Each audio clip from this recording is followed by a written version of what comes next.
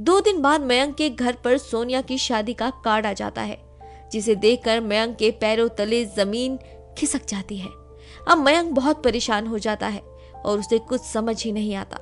और जिस दिन सोनिया की शादी होती है, मंडप में मयंक पहुंच जाता है और सोनिया से कहता है, सोनिया, हम दोनों एक दूसरे से बहुत प्यार करते हैं ना। तुम किसी और से शादी के बारे में सोच भी कैसे सकती हो? तुम किसी और से शादी क्यों कर रही हो? मैंने तुमसे कहा था ना कि तुम विश्वास करो, हमारी शादी जरूर होगी। मैंने तुम्हें 2 दिन का समय दिया था मयंक, लेकिन तुमने 2 दिन के बाद मुझे ना फोन किया और ना कोई खत भेजा। अब बताओ, ऐसे में मैं क्या करती? यहाँ मेरे चाचा चाची ने मेरा रिश्ता तय कर दिया था। अब बहुत देर हो गई है मयंक, अब कुछ नहीं हो सकता, कुछ भी नहीं। मैं तुम्हारे बिना नहीं रह सकता और ना ही मैं तुम्हें किसी और का होते हुए देख सकता हूँ। मैंने तुम्हें कहा था कि मैं तुमसे शादी करूंगा और आज मैं तुमसे शादी करके ही रहूंगा। माँ जब हम दोनों को एक साथ देखेगी तो वह भी मान ही जाएगी। इस मंडप में शादी तो जरूर होगी, लेकिन मयंक और सोनिया की। मयंक बिना कुछ सोचे समझे सोनिया से शादी कर लेता है। शादी के बाद सोनिया की जैसे ही डोली उठती है, तभी मयंक को फोन आता है और उसकी पड़ोसन राधा कहती है, मयंक बेटा, जहां भी है तू जल्दी से आजा, तेरी माँ नहीं रही, अब तू अनाथ हो गया है बेटा, तू जल्दी से घर आ जा। पड़ोसन राधा की बात सुनकर मयंक बहुत रोने लगता है और सोनिया की डोली के साथ घर जाता है। वह अपनी माँ को गले लगाकर फूट फूट कर रोने लगता है और कुछ देर बाद राधा मयंक को चुप करवाते हुए कहती है, बेटा बस कर, मुझे पता है तुझसे रुक नहीं जा रहा, लेकिन शाम हो रही है और अगर शाम के बाद रात हो गई तो तेरी माँ के शरीर को आज आग नहीं लग पाएगी बेटा। ज्यादा देरी करना ठीक नहीं है, इसीलिए अब इनकी अर्थी उठानी ही पड़ेगी। भगवान, ये क्या बहू की डोली के साथ सास की अर्थी? माँ तुम मुझे क्यों छोड़कर चलेगी? अभी तो इस घर में बहू आई थी और तुम्हारी अर्थी निकल गई।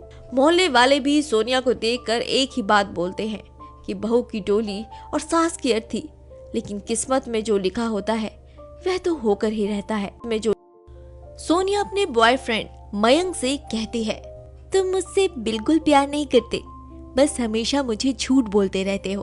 अरे मुझसे शादी नहीं करनी तो बोल दो ना, क्यों मुझे झूठी आस दी हुई है? तुम समझ क्यों नहीं रही हो? सोनिया, मैंने तुम्हें कोई झूठ या कोई आस नहीं दी है। सच में मेरी माँ की तबीयत खराब है और तुम्हें तो पता है ना, माँ के लिए छोटी सी बात भी कितनी बड़ी होती है। तुम्हें बस अपनी माँ की ही पड़ी है, मेरी तो कुछ पड़े ही नहीं है तुम्हें। अरे मैं जानती हूँ माँ की तबीयत खराब है, मुझे भी फिक्र है, पर मेरा भी तो सोचो ना, माँ बाप नहीं है मेरे। मैं अपने चाचा चाची के घर पर रहती हूँ, वह पता नहीं कब मेरी शादी कर देंगे, ये तुमने सोचा है या नहीं? सोनिया, मैं सच में बहुत परेशान रहता हूँ। मैं खुद भी यही चाहता हूँ कि हम दोनों शादी करें, लेकिन हालात ही ऐसे बन गए हैं। कुछ भी मेरे हाथ में नहीं है। अगर मेरे हाथ में होता तो मैं तुमसे अभी शादी कर लेता। तुम्हें मुझसे शादी करनी ही नहीं है। अरे शादी करनी होती तो अब तक बस बातें नहीं बनाते, अब तक तो शादी भी कर चुके होते।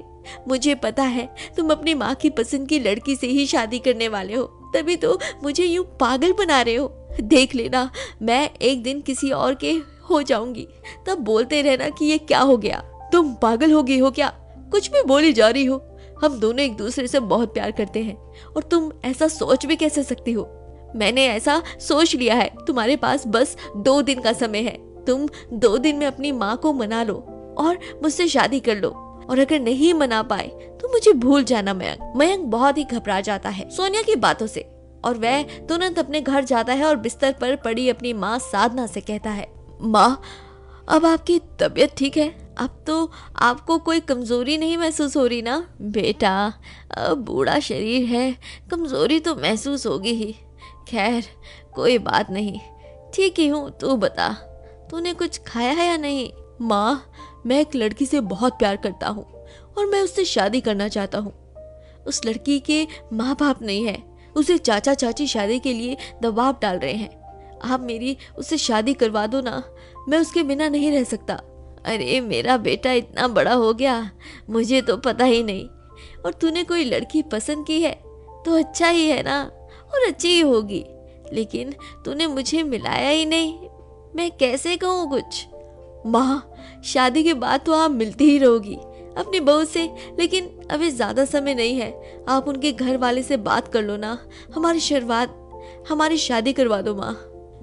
अरे मैं कहाँ मना कर रही हूँ तेरी शादी करवाने से, लेकिन तू तो जानता है ना, मैं थोड़ा सा चल लेती हूँ तो मेरी सांस चढ़ने लग जाती है, और ऐसे में मैं वहाँ कैसे जा पाऊंगी बेटा। लेकिन तू बात कर ले, तेरा बात करना भी तो वही है ना जो मैं बात करूंगी। मुझे कोई एतराज नहीं है तेरी शादी से। सच में माँ, मुझे पता था आप मान जाओगी। वो तो सोनिया है जो मान ही नहीं रही थी कि आप मेरी शादी के लिए मानोगी। खैर कोई बात नहीं, अब तो आप मान ही गई हो ना। अब देखना, मैं भी जाकर सोनिया को ये खुशखबरी देता हूँ। हाँ हाँ बेटा, ये खुशखबरी दे दे, और ये भी बोल दियो कि तेरी माँ नहीं रही। माँ, ये क्या बोल रही हो? आप तो बिल्कुल सही सलामत हो, फिर ये सब क्यों बोल रही हो माँ? अगर इस घर में मेरी पसंद की लड़की नहीं आएगी तो मेरे रहने का भी फायदा नहीं है बेटा। जा तू जा, जिसको लाना है। मैं भी नहीं रहूंगी तो संभाल लियो सब। अपनी माँ की बात सुनने के बाद मयंक एक धर्म संकट में पड़ जाता है कि वह अपनी गर्लफ्रेंड की बात माने या फिर अपनी माँ की।